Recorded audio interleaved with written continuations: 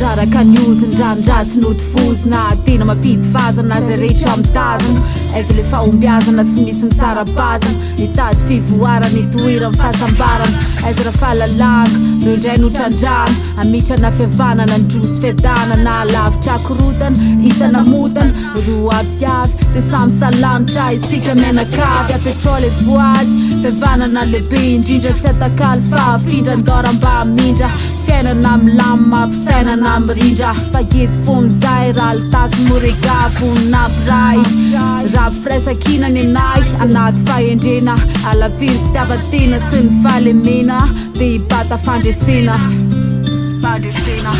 ndao ifandretanana tapakasy namana izara fihavanana itory fitiavana mazana mirena fia afika rehetra ho salamitra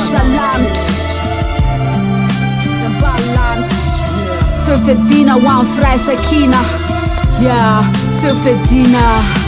sambatra manana faharetana fa ho amin'izany fivoarana amin'ny evolisiona karoana ny aorina ka tevarina manara-maso ny feonana samoray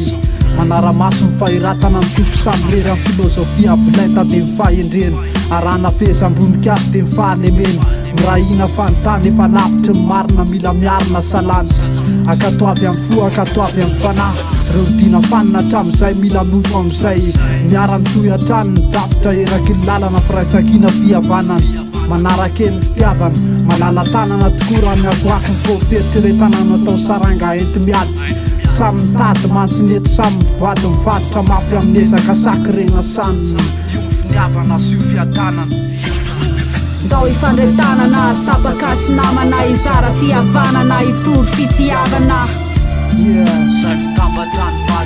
mazana mirena fia afika rehetra ho salamitra feufedina ho amin'ny firaisakina feufedina